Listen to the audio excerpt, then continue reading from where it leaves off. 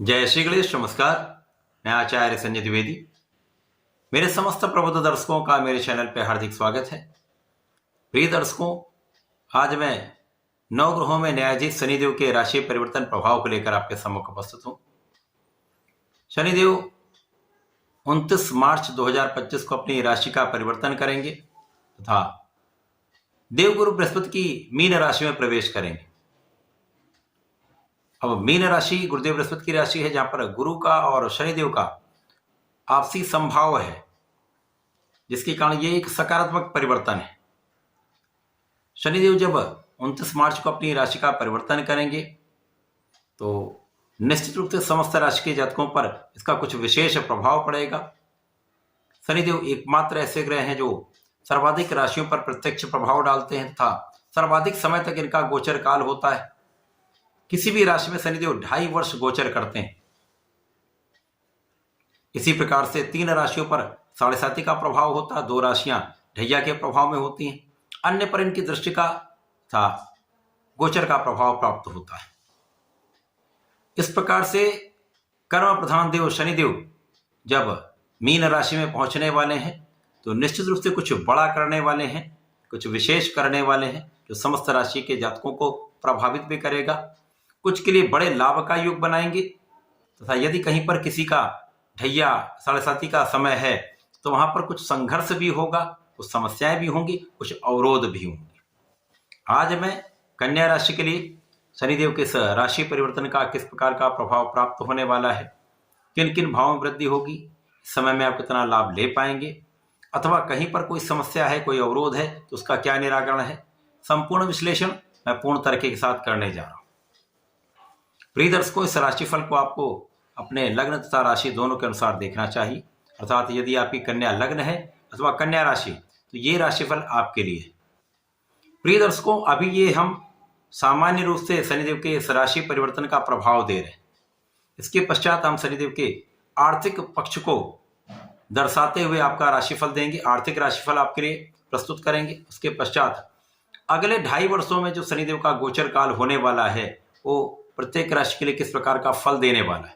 इसी प्रकार से शनिदेव के जो 5 वर्षों का राशिफल है, जो हमने पिछले वर्ष भी आप लोगों को प्रदान किया था, उसमें आप सबने अत्यधिक रुचि दिखाई थी, तो मैं पुनः इस प्रकार का राशिफलन आप लोगों के लिए प्रस्तुत करना चाह रहा हूं और अगले 10 से 15 दिनों में ये राशिफलन आपको प्राप्त भी हो सकता है।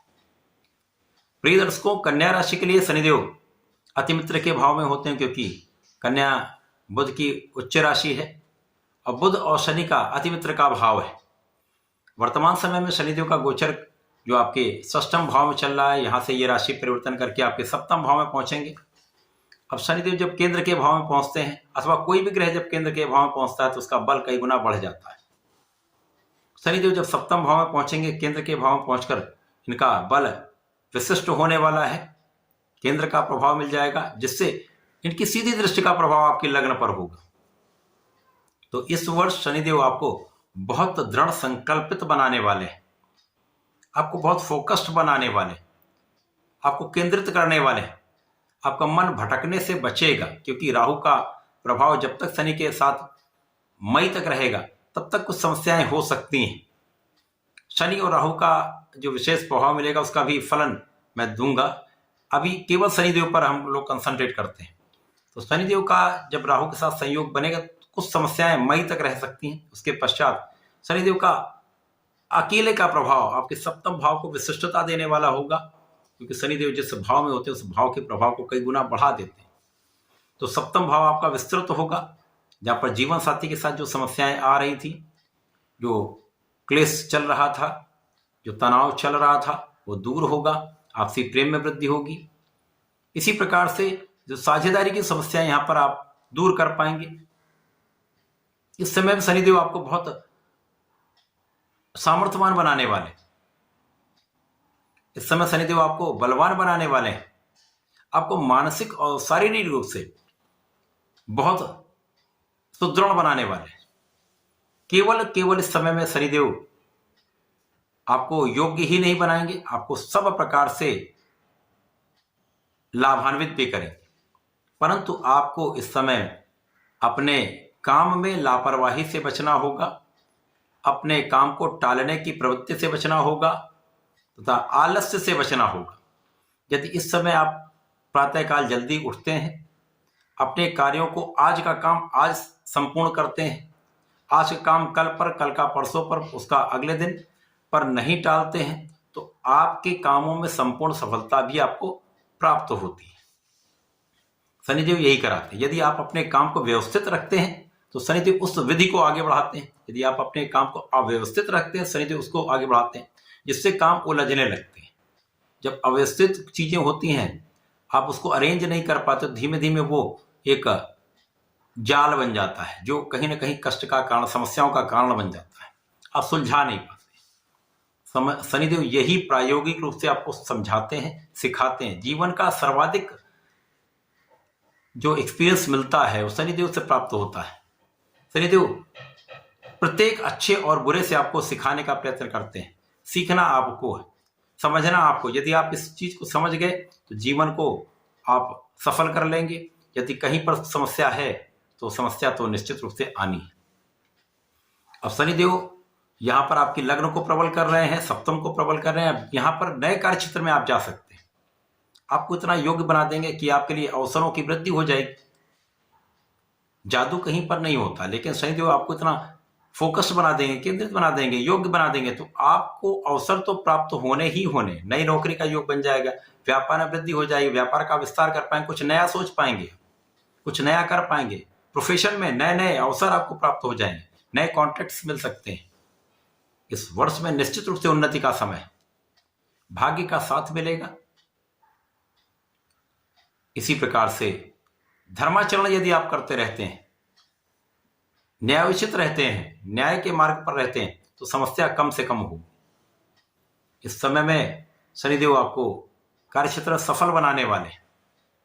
जब आप सफल होते हैं तो धन आता है।